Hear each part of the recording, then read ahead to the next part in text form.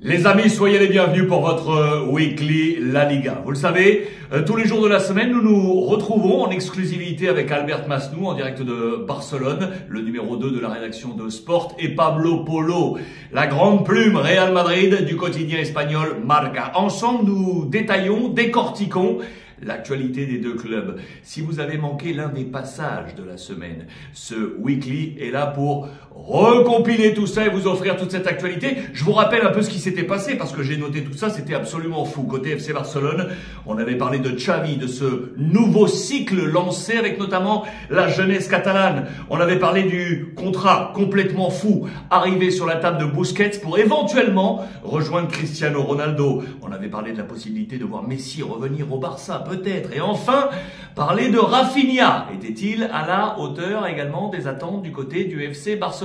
Côté Real Madrid, on avait la même attente avec Rudiger. On s'interrogeait si le Real devait dire adieu ou non à la Liga par rapport à l'avance du Barça. On parlait de Vinicius, victime de nombreuses fautes dans ce championnat espagnol. On a parlé également de Karim Benzema et de la dépendance du Real, des buts du Français. Et enfin, on a parlé de Toni Kroos et de la possibilité ou non de le voir prolonger. Si vous avez manqué l'un de ces thèmes, c'est maintenant, c'est la compilation, c'est le Weekly La Liga. Les amis, le Real Madrid a-t-il dit adieu à la Liga? Madrid a été battu hier sur la pelouse de Mallorca 1-0 alors que le Barça s'est imposé 3-0 face à Séville. 8 points d'avance pour le FC Barcelone. Pablo Polo de la rédaction de Marca est avec nous. Salut Pablo. Est-ce que le Real a dit oui ou non adieu à la Liga? Salut Alexandre, salut les amis. Oui, à mon avis, il a dit adieu à la Liga. 99% que la Liga est perdue. À mon avis, le Real devrait se focaliser surtout sur le Champions League et sur la Coupe du Roi. Ça, c'est l'impression qu'on a depuis la défaite hier à Mallorca, parce que c'est 8 points de différence, 8 points d'avance de Barcelone par rapport au Real Madrid. Et surtout parce que Barcelone montre régularité qu'il n'avait pas dans l'année 2022, mais que par contre en 2023, il se montre beaucoup plus régulière, beaucoup plus solide. Et je ne vois pas des adversaires capables de faire perdre beaucoup de points à Barcelone. Par contre, le Real Madrid, 8 points d'avance. Et attention, surtout, il y a la visite du Real à Camp Nou. Alors, évidemment, si le Real est capable de garder ses distances et gagner à Camp Nou, peut-être qu'il y aura des Ligas, mais ça m'étonnerait aussi beaucoup. Et je pense que la Liga, la Champions League et la Coupe du Roi sont beaucoup plus, c'est une voie beaucoup plus possible pour le Real Madrid maintenant. Je te pose une question très simple. En octobre, le 16 octobre, le Classico match aller, le Real s'est imposé 3-1 face au Barça. Le Real comptait 3 points d'avance. 4 mois ont passé, 11 points rattrapés, 8 points d'avance pour le Barça. Quel est le principal mal côté Real Madrid? À mon avis, les blessures, surtout, principalement le fait que Karim Benzema ne soit pas à 100%. Je pense que c'est au Real Madrid. Il dépend beaucoup de la performance de Karim Benzema, et Karim Benzema n'a pas trouvé encore la régularité des années précédentes. On voit ces chiffres même s'il a commencé 2023 avec il a marqué plus de buts, il est très important sur l'effectif. Je ne vois pas encore le vrai Karim, on ne voit pas encore les Karim à 100%. Regardez bien. Il est blessé, il est incertain pour la mondiale des clubs. Je ne pense pas qu'il va pas jouer la demi-finale. On verra la finale. Alors, à mon avis, c'est surtout les principaux problèmes du Real Madrid. Et après, qu'il n'y a pas de but après Karim Benzema, Vinicius qui est bien, il est évidemment très important de l'équipe, mais il n'a pas marqué beaucoup de buts. Et Rodrigo non plus, Asensio. Alors, sur tout ça, et les blessures, Tchouaméni, il a été blessé. Maintenant, Militao, Kroos, Modric, qui ne sont pas à 100% après la Coupe du Monde, surtout Modric. C'est ça, on a vu les problèmes principaux du Real Madrid. Daily Real Madrid de ce lundi 6 février avec en tête Liverpool qui arrive en Ligue des Champions. Les amis, sommes-nous en train d'assister à un changement de cycle en Espagne? Oui, le Barça compte, écoutez bien, 8 points d'avance sur le Real Madrid. Albert Masnou de la rédaction de Sport est avec nous. Salut Albert, c'est très simple. Le Classico match aller le 16 octobre, le Real s'impose face au Barça à domicile 3-1 pour compter 3 points d'avance sur le Barça. 4 mois ont passé et c'est maintenant le Barça qui compte 8 points d'avance, 11 points d'écart. Que s'est-il passé, Albert? C'est le Madrid, bien sûr, qu'il a souffert de blessures importantes, comme Courtois hier, ou Benzema, ou d'autres, ou Militao, par exemple. Là-bas, il a souffert de joueurs, la perte de joueurs importants.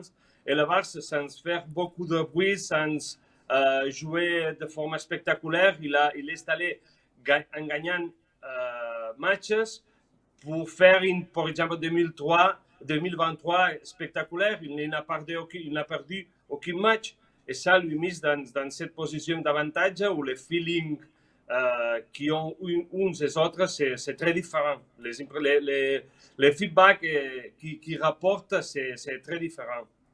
Tu disais le point fort était Ter Stegen dans les buts avec des nombres de clean sheet absolument incroyables et Lewandowski devant. Ils sont les deux symboles de la réussite du Barça. Hein. Le football, c'est si simple. Si tu es un bon gardien et tu es un bon avant-centre, c'est plus facile d'aller au bout. Et maintenant, la position du Barça est d'essayer d'arriver à les 10 points en profitant que le Madrid il a le Mondial des clubs, qu'il a la Champions League, il a beaucoup d'autres tournois. Et le Barça, il veut profiter de cet autre feeling, cet autre objectif qu'a le Real Madrid pour mettre un peu plus de trous entre les deux clubs à la Liga. Et ça lui va permettre d'être dans une position très forte pour la gagner. Le style de jeu de Xavi a changé, c'est fini, on a tourné la page, je parlais de changement de cycle. C'est fini le tiki-taka à la Barça, on a un autre style de jeu aujourd'hui?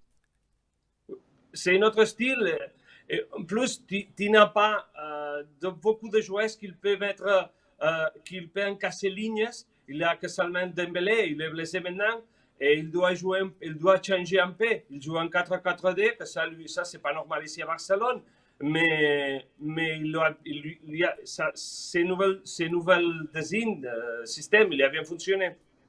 Ça veut dire que le changement de système est donc le 4-4-2, même si les socios du Barça préféraient revoir le 4-3-3, ça pourrait être vraiment la marque du changement de cycle. Si on maintient ce 4-4-2, on pourra dire oui, changement de cycle à Barcelone?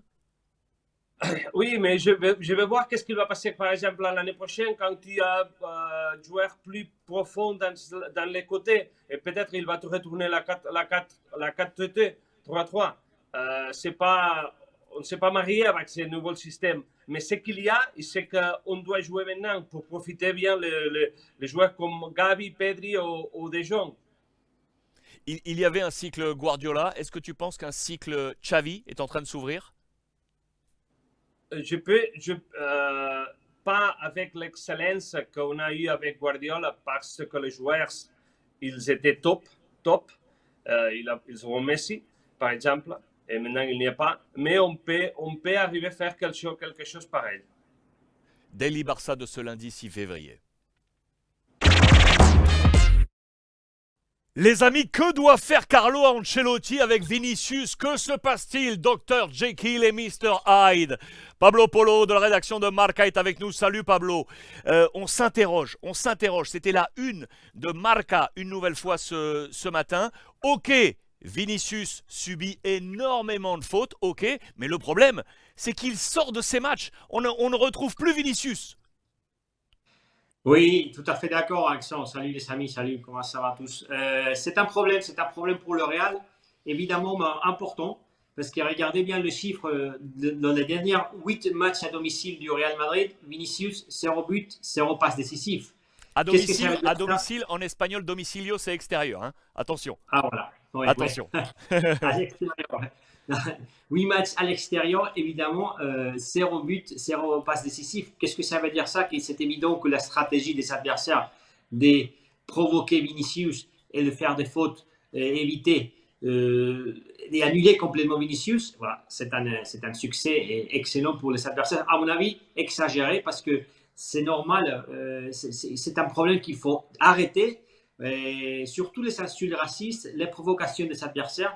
Et attention les chiffres, Alexandre, parce que Ancelotti a parlé à la conférence de presse. À mon avis, il avait raison. C'est pas un problème de Vinicius, c'est un problème du football espagnol, parce que ce problème ne n'arrive pas à Vinicius ni quand il joue à Champions League, ni quand il joue avec le Brésil ou pas en Espagne généralement. Et Ah, ça c'est regardez les intéressant. chiffres. Ça veut dire qu'il dit que le problème vient du football espagnol. Oui, oui, bien sûr, mais vous voyez, et il y a eu Vinicius, il a subi 79 fautes déjà sur le championnat en Espagne. Et le deuxième joueur en Europe qui a subi plus de fautes, c'est Neymar. Mais avec Neymar, évidemment que c'est un joueur d'un profil pareil à Vinicius. Alors, c'est un bon exemple à mon avis. Et il a subi 59 fautes. Alors, 20 fautes moins que Vinicius. Ça veut dire qu'il y a un problème ici en Espagne avec Vinicius. Et au-delà des sanctions racistes que je trouve honteux, mais aussi sur les provocations et les jeux un peu violents qui souffre Vinicius. Alors c'est un problème évidemment à corriger dans le football espagnol. 79 fautes, comme je disais avant, et Vinicius il a subi une faute chaque 22 minutes. C'est un record en Espagne. Alors c'est un problème pour le Real parce que chaque fois qu'on parle de Vinicius, si ça continue comme ça, on va pas arrêter. Ça sera un problème pour le Real parce que il a besoin de joueurs, le meilleur Vinicius. Lui, c'est vrai, je suis d'accord avec toi, Alexandre, et il faut le dire à un joueur, il doit se concentrer sur le jeu, pas tomber dans la provocation des adversaires, et se concentrer sur le jeu et revenir, évidemment, surtout sur les matchs à l'extérieur. Daily Real Madrid de ce mardi 7 février. Les amis, Busquets va-t-il, oui ou non, rester au Barça? Nous avons des informations aujourd'hui en direct de Barcelone avec Albert Masnou de la rédaction de Sport. Salut Albert, on le sait, Xavi, son copain, entraîneur, veut le garder, mais va-t-il, oui ou non, rester le Capi? Xavi, il veut qu'il reste. Lui, il a trois options. Rester à Barcelone, il attend l'offre qu'on va lui présenter, mais on ne croit pas qu'il sera top, mais sera au même niveau que celle qu'il a de la MLS de Miami. Le salaire là-bas, c'est entre 3 et 6 millions d'euros. Mais il y en a une autre que c'est de l'Arabie Saoudite, il est de 18 millions d'euros net. Et ça, c'est ce que lui fait girer la tête, lui fait tomber la tête pour qu'est-ce qu'il doit faire s'il restait ici à Barcelone, s'il partit comme il voulait au début de la saison à MLS et changer complètement d'entourage, ou aller dans cette aventure qu'il a pris aussi Cristiano Ronaldo et qu'il peut suivre. C'est incroyable. Donc, on est bien d'accord. Aujourd'hui, il a une offre de la MLS entre 3 et 6 millions d'euros. L'Inter Miami, vraisemblablement. Le Barça pourrait être aligné à peu près sur le même topo. Mais là, est arrivée une offre donc d'Arabie Saoudite de 18 millions d'euros. Est-ce que Xavi, parce que c'est son copain, est-ce que cette amitié sera suffisante pour éventuellement faire que Busquets reste à Barcelone? Peut-être décisif, mais Busquets, c'est pas un con. Et il veut finir bien, il veut partir pour la porte grande d'ici à Barcelone. Et il sait la mauvaise relation il souffre la mauvaise relation qu'il a, les capitaines ont avec le président et tout cet entourage. Parce que le président, l'area sportive, ils veulent baisser les contrats parce que c'est trop élevé. Et ils veulent passer la masse salariale avec les capitaines. Et ça, il a provoqué des frictions que lui fait repenser tous. Et c'est vous dit, bon, si je parte, si je reste, je peux finir mal ici. Mon étape ici à Barcelone. Peut-être partir, c'est la meilleure option. Mais on se souvient effectivement des discussions entre Piqué, Alba, Sergi Roberto Busquets et la directive lorsqu'ils avaient demandé en exemple aux capitaines de baisser la masse salariale et donc leur salaire, c'est sûr. Est-ce que l'interrogation, est-ce que le Barça a déjà la relève de Busquets, que ce soit en interne ou les scouts? On avait parlé de Zubimendi, on avait parlé de d'autres joueurs. Est-ce qu'on a le nom? Non, il n'y a pas de l'unanimité. On parle de Zubimendi, on parle que c'est trop cher pour le Barça. On parle de Neves, c'est Mendes qui le représente. Et il y a l'option, que je crois que c'est la plus facile, de récupérer Nico, qui joue à Valence il est prêté à Valence et il peut retourner cette prochaine saison. 18 millions d'euros, c'est l'information aujourd'hui. 18 millions d'euros en provenance d'Arabie Saoudite pour Busquets. Que va-t-il faire suite au prochain épisode? C'était le Daily Barça de ce mardi 7 février. Les amis, Antonio Rüdiger, le défenseur central du Real Madrid, affiche-t-il le niveau attendu par le board de Florentino Pérez? C'est la question du jour du côté Real Madrid. On a là aussi des éléments de réponse avec Pablo Polo en direct de Madrid avec nous, la rédaction de Marca. Salut Pablo. On avait en tête le Rüdiger puissant de Chelsea. Avons-nous aujourd'hui un Rüdiger efficace? Oui, Alexandre, salut les amis, c'est évident, c'est la question qui se pose tout le monde au Real Madrid. Où est-ce qu'il est vraiment le Rüdiger de Chelsea? Est-ce qu'on va voir le grand défenseur central qui a joué à la Première Ligue? C'est la question maintenant qui se pose tout le monde, comme j'ai dit avant. C'est évident que Rüdiger n'a pas montré son vrai niveau. Et je trouve que c'est trop tôt. C'est vrai que c'est son première année, qu'il faut lui donner des temps, mais quand même, il a l'expérience. Il vient d'un championnat vraiment très exigeant comme la Première Ligue. Alors, il devrait montrer beaucoup plus au Real Madrid.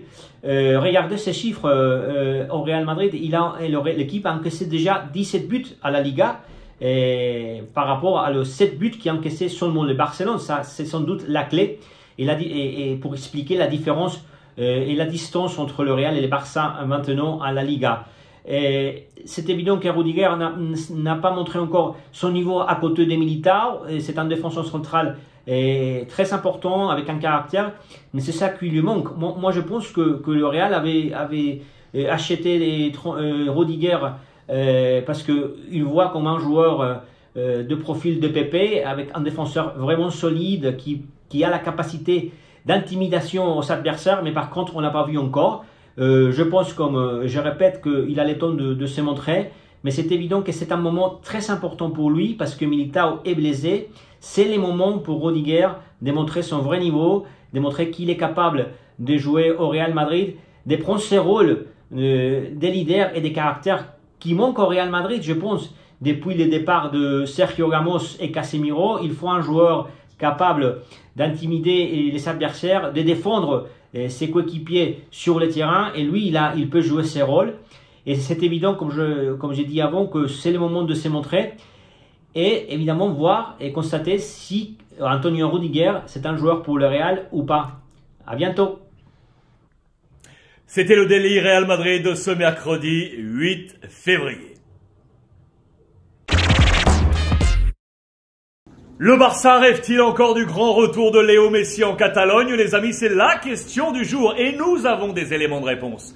Albert Masnou est avec nous en direct de Barcelone.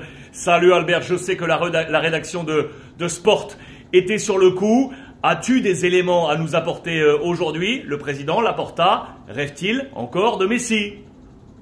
Oui, Alex. Joan Laporta a de grands regrets pour la partie de Léo Messi de Barcelone à PSG il y a des années.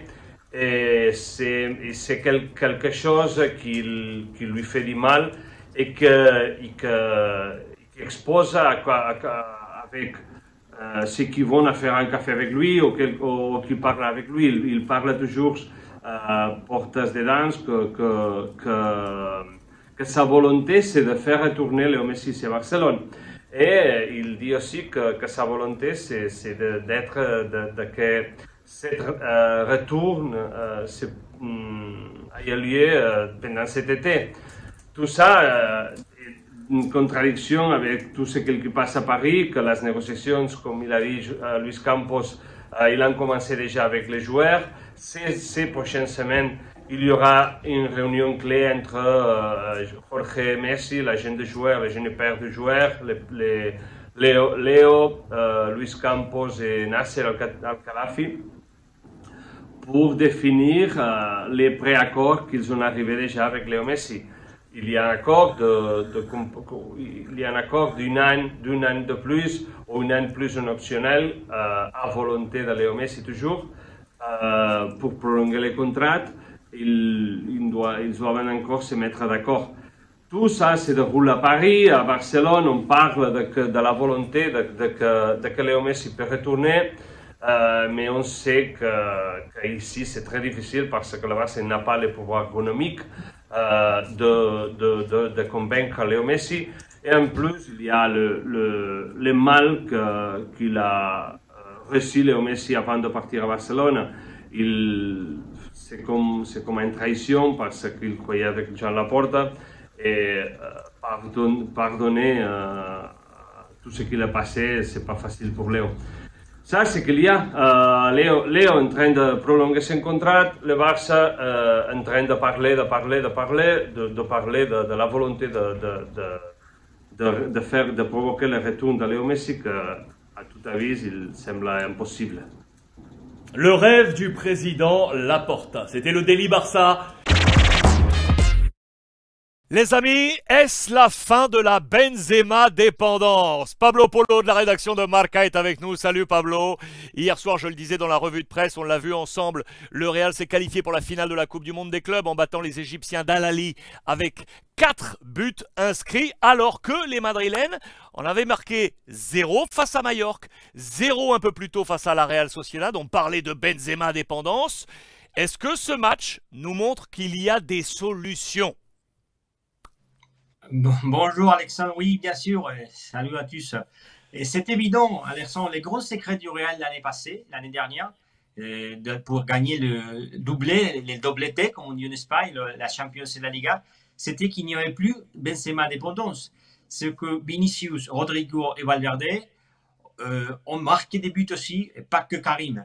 Parce que si on regarde bien les statistiques, chaque fois qu'il a eu des problèmes au Real, c'est quand Benzema n'a pas marqué et les autres n'ont pas prendre le rôle de buteur. Et maintenant, ça commence à marcher. Regardez, Vinicius, 14 buts, c'est déjà les meilleurs buteurs. C'est vrai que Benzema a eu des difficultés à cause des blessures cette année et n'est pas dans ses chiffres. Il a 13 buts. Alors, Vinicius est devenu hier avec son but au Mondial des clubs le meilleur buteur avec 14. Et Rodrigo, attention, important aussi le fait de Rodrigo de voir marquer parce que c'est un joueur extrêmement important pour le Real. Aussi pour devenir un club offensivement très très puissant, une équipe offensivement très puissant. Il a déjà 10 buts, c'est déjà extraordinaire pour lui parce que il a un moyen des buts déjà qui a amélioré sa statistique de l'année dernière.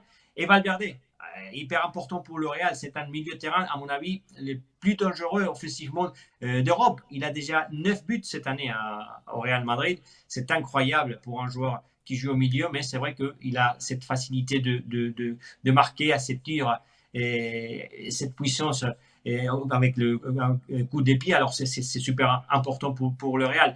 Et on va voir si Karim est capable de revenir, d'améliorer ses chiffres aussi, parce qu'il est, comme je disais avant, 13 buts, c'est pas beaucoup à juste au mois de janvier, quand il y a déjà la moitié de saison qui s'est disputée.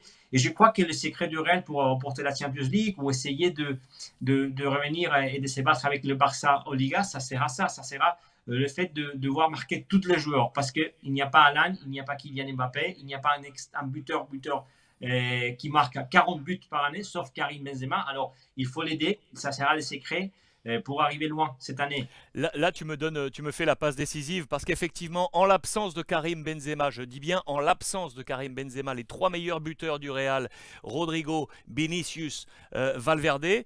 Vinicius sur toute la compétition, toutes les compétitions confondues, tu l'as dit, est aujourd'hui, après son but hier, passé devant Karim Benzema. Il est actuellement le meilleur buteur du Real Madrid.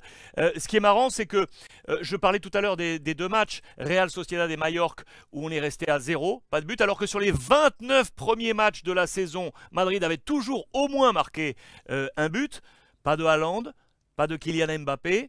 Est-ce que tu es en train de me dire que finalement, c'est l'objectif numéro 1 du mercato estival 2023? Trouver un numéro 9 qui sera le successeur de Karim Benzema? C'est sûr, Alexandre, parce que regardez bien, je pense que Karim va prolonger. Ah non, c'est normal. Ça, s'il n'y a pas de surprise, il va prolonger. C'est le seul attaquant, comme l'a vu, c'est un ballon d'or. C'est pas par hasard qu'il est ballon d'or. C'est le seul qui est capable de faire des chiffres pareils à Alan Mbappé. Mais voilà que ça se terminera un jour parce qu'il n'a pas Il n'a pas l'âge de Haaland ni de Mbappé. Et si vous voyez les chiffres du Real, sans Karim, il n'y a pas un grand buteur. Vinicius est extraordinaire. Il est capable peut-être d'arriver à 20-25 buts par année. Rodrigo aussi. Mais ce n'est pas suffisant pour un club. C'est pour ça que le Real, le secret des Real, c'est que tout le monde marque. Daily Real Madrid de ce jeudi 9 février. Les amis, je vous donne un chiffre aujourd'hui, le chiffre 47, c'est le chiffre du jour à Barcelone. Albert Masnou de la rédaction de Sport est avec nous. Salut Albert. Ce chiffre de 47, ce sont les 47 niños de Xavi, les 47 petits de Xavi. 47 joueurs issus des catégories inférieures du Barça se sont au moins entraînés une fois avec l'équipe première. 47, Albert, c'est énorme. Si, c'est une folie. Mais ça veut dire trois choses pour moi. Une chose, c'est que maintenant, après la partie de Bellerín, Memphis et Piqué, Xavi a pas, je crois, 20 joueurs. Et il doit remplir l'entraînement. Point 1. Point 2, que les portes du Camp Nou sont ouvertes à tous ces jeunes joueurs qu'ils ont envie d'arriver au top. Et les portes de Xavi, pour lui, sont ouvertes pour ces jeunes joueurs. Et troisième, que c'est la démonstration de que ça marche, c'est que dans la première équipe, il y a, je crois, que 8 joueurs qui sont formés dans les jeunes catégories, les jeunes équipes de Barça. On peut parler d'Ansu, on peut parler de Gavi, on peut parler de Busquets, on peut parler d'Araujo, on peut parler de Sergio Roberto, on peut parler d'Alba et on peut parler d'Iñaki Peña, le gardien suppléant. Ça veut dire que le Barça, il croit avec ça, il croit. Alors, attends, no te muevas. Vamos a hacer, está súper bien. Vamos a hacer una cosa. Como cambiamos de canal, te lo hago de nuevo. Voy a poner yo un poquito más de calma en la introducción, porque vamos a cambiar de canal, vamos a ver si cambia la cosa. Y lo hacemos de nuevo. Tú de nuevo con estos 3 puntos y te lanzaré con otra pregunta después, ¿ok? ¿Te va bien? Sí, sí, sí. On refait Guillaume. Ok, je vais plus le poser, d'accord? Puisqu'on est en format 16-9. Ok, on y va.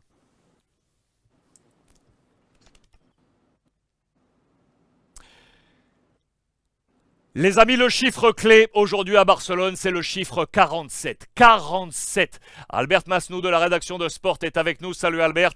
Aujourd'hui, double page dans les colonnes de Sport avec ce chiffre de 47. Le titre, Los 47 niños de Xavi, les 47 gamins de Xavi. L'introduction, elle est simple. Depuis que Xavi est arrivé, il a déjà utilisé 47 gamins montés des catégories inférieures qui se sont entraînés au moins une fois avec le groupe pro. 47, Albert, c'est énormissime. C'est un chiffre très très fort. Qu'est-ce que ça veut dire? Quelle est la résonance de ce chiffre? Pour moi, il y a 3. Une première, c'est qu'après la partie de Bellerín, Piqué et Memphis, Xavi n'a pas beaucoup de joueurs, il n'a que 20. Et il a besoin d'autres joueurs pour remplir la session d'entraînement. Ça, c'est un point de pratique.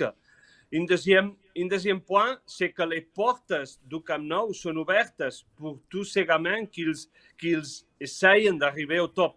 Il y a beaucoup de bons, mais ils ne vont pas arriver tous. Mais les portes sont ouvertes. Et après, la démonstration de ce que ça marche, c'est que dans l'équipe actuelle, il y a, je crois que 8 joueurs qui sont formés dans les catégories inférieures. Ça, on parle d'Iñaki Peña, Alba, Araujo, Sergio Roberto, Busquets, Gavi, Ansu. Il y a beaucoup. Ça veut dire qu'on croit avec ce système, cette forme de travailler, cet ADN.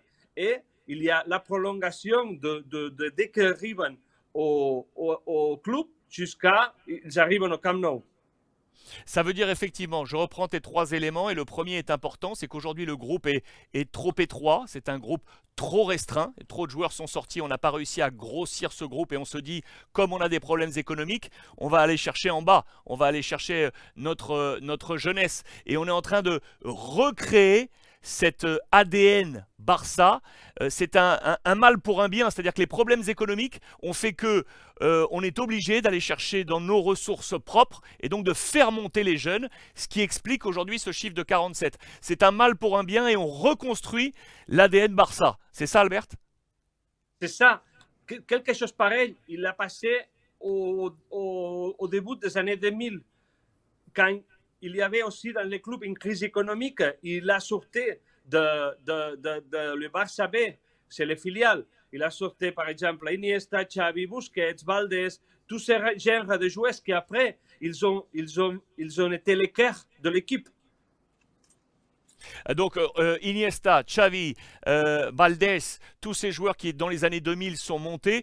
Quel est pour toi aujourd'hui le joueur symbole de cette nouvelle stratégie? Quel est le joueur symbole aujourd'hui au Barça qui serait à l'image des Xavi ou Iniesta des années 2000? Bon, c'est Gavi, bien sûr. C'est Gavi, le joueur le plus jeune qui est arrivé très tôt dans la Ligue. Il se débrouille bien. Il n'a que 18 ans, je crois. Il n'a aucun problème. Mais il y a d'autres dehors. Il y a, par exemple, on parle de Yamil Lamine. C'est un joueur top qui a 15, 16 ans, qu'il est déjà juvénile. Et je crois qu'en des années, il sera déjà en première équipe. Juvénile, on le rappelle, hein, Juvénile, c'est la 3e équipe. Il y a Juvénile, Barça Athletic et le Barça. Donc c'est cette pépite-là du Juvénile qui pourrait être l'un des futurs symboles. En attendant, c'est Gavi, symbole de cette nouvelle stratégie ADN. Daily Barça de ce jeudi 9 février.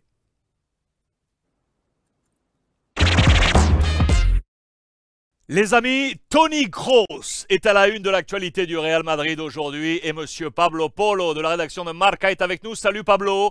Gros papier aujourd'hui, double page dans les colonnes de Marca sur Toni Kroos. On est à l'aube de ce match de la Coupe du Monde des clubs. Très important avec Toni Kroos qui une nouvelle fois pourrait aligner un nouveau chiffre à sa carrière. Je voulais qu'on parle ensemble de l'international allemand parce qu'il est en plus à un point de rupture. Il va décider si oui ou non, il va prolonger avec le Real Madrid. Je le dis bien dans le sens parce que vraisemblablement, le Real Madrid va le laisser choisir le titre de Marca à qui manda Kroos. Ici, c'est Kroos qui décide, grosso modo. Oui, bien sûr, Alexandre, salut à tous. Ouais, c'est le roi de mondial de clubs, évidemment. Il cherche le 6e trophée et aucun joueur a arrivé à ce chiffre dans l'histoire de cette compétition. Mais c'est évident que c'est lui qui décide parce que le Real, la porte est ouverte pour Toni Kroos. Il décide s'il veut rester ou il veut partir. C'est étonnant parce qu'il a 33 ans. Apparemment, il est physiquement bien. Comme vous savez déjà, il a fait sa retraite l'année dernière de l'équipe nationale. Il n'a pas joué la Coupe du Monde de Qatar déjà. Mais c'est étonnant quand même qu'il pose à la retraite aussitôt parce qu'apparemment, s'il quitte le Real, ça sera pour évidemment laisser le football. Alors, le Real aimerait bien qu'il reste, mais c'est à lui de décider.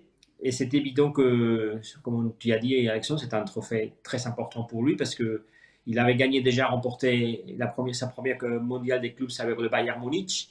Et il a fait 4 trophée encore avec le Real, alors il a la chance d'arriver à 6 titres. C'est évidemment un record mondial. Le premier titre, effectivement, de ces Coupes du Monde de club avec le Bayern, c'était le premier titre de l'ère Guardiola, quand Guardiola était au Bayern Munich, puis 4 avec le Real Madrid. Ouais. Il a effectivement ce chiffre de 5. C'est un record détenteur de ces trophées. Tu le disais, ça fait près de 400 matchs aujourd'hui. Près de 400 matchs avec le Real Madrid. Près de 30 buts marqués. On s'interroge sur l'avenir de Toni Kroos. On en a déjà parlé ensemble avec Luka Modric, avec Casemiro, c'était le trio magique. Et puis les années passent, la jeunesse arrive avec Camavinga, avec Tchouaméni, l'émergence de Ceballos, l'arrivée possible de Bellingham. Est-ce Est-ce que, d'après toi, entre Modric et Kroos, lequel aurait plus tendance à finalement quitter le bateau Real Madrid? Parce qu'on a l'impression vraiment que le club laisse la porte ouverte aux deux. Ça va se jouer entre les deux. Oui, on va s'y expliquer un peu la situation de deux joueurs. Selon notre info, le Real n'a pas encore présenté une offre, Luka Modric, pour prolonger au Real Madrid. Je pense que ça sera très très important cette saison pour le deux. On va voir qu'est-ce qui se passe au Real, parce qu'il y a Liverpool.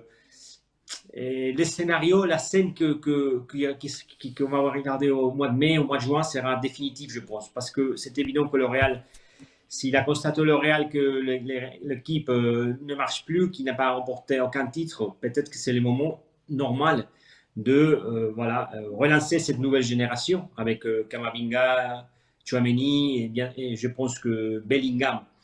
Entre les deux, c'est une question compliquée, Alexandre. Je pense que je vois plutôt Kroos qui reste finalement et Modric, je le vois partir.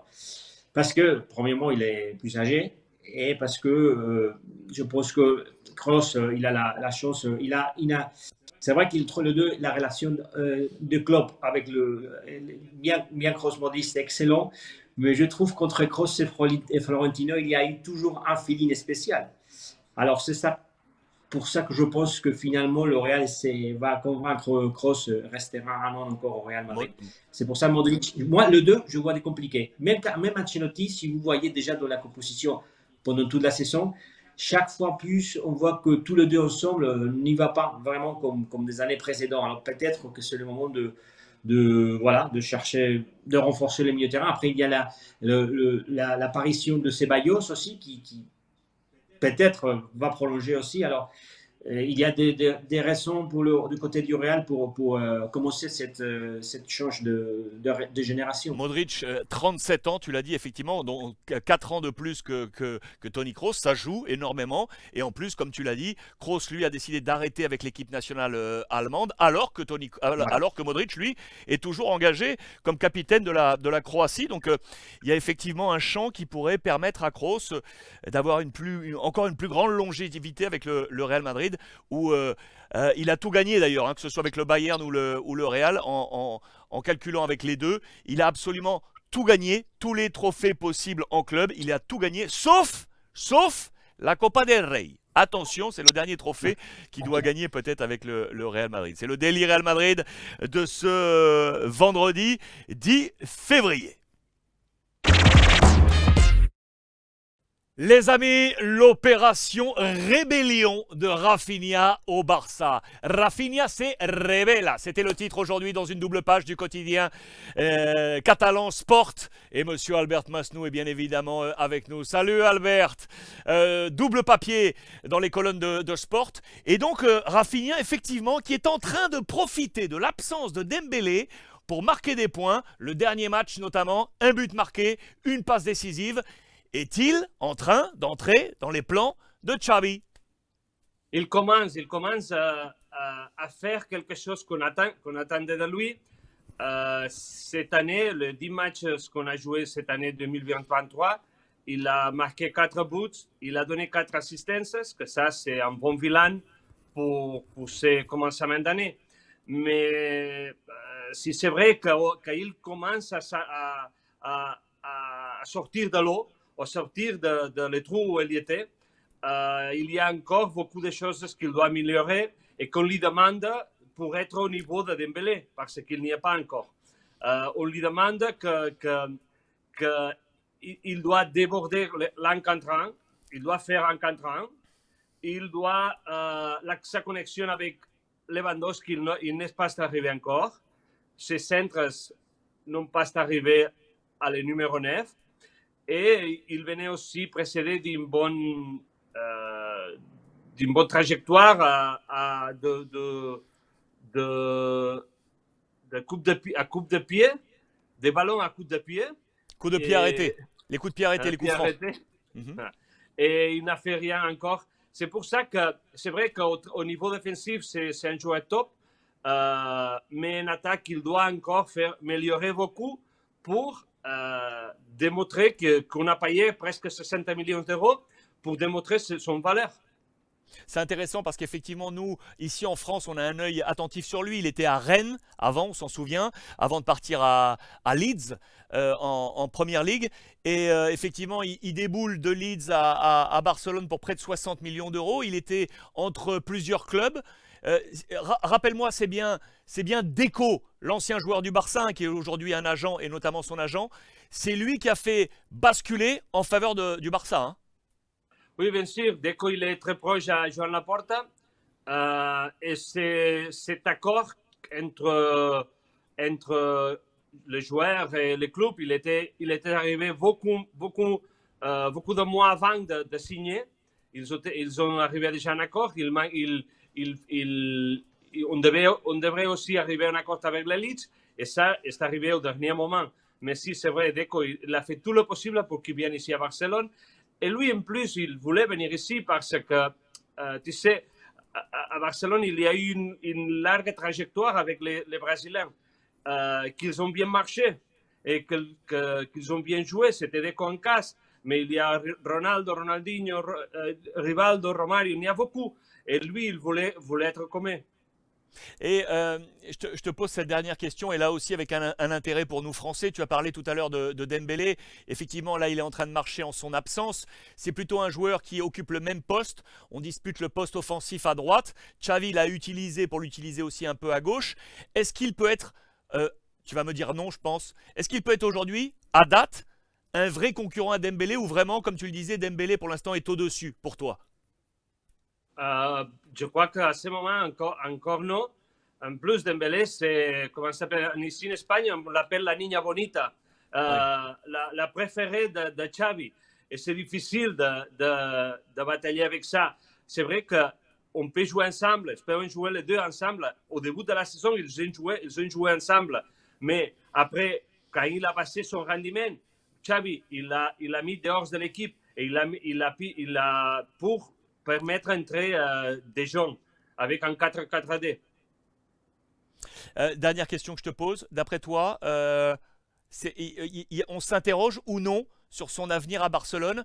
Est-ce que Xavi va compter sur lui pour l'année prochaine, ou c'est une possible sortie, sachant qu'on a toujours en tête la nécessité de baisser la masse salariale? Est-ce que c'est un joueur qui pourrait sortir?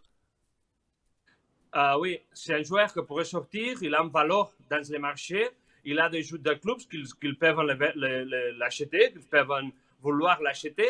Mais je crois qu'il a d'ici jusqu'à la finale de la saison un examen pour décider qu'est-ce qu'il va passer avec lui. S'il réussit d'être performant, d'être à un bon niveau, il peut rester. Sinon, on va essayer de le vendre. Daily Barça de ce vendredi 10 février. Les amis, voilà pour ce weekly La Liga de cette nouvelle semaine. Rendez-vous lundi, Rendez-vous lundi avec Pablo et Albert. Ils nous attendent bien évidemment en direct de Barcelone et de Madrid. Bonne fin de week-end à vous tous.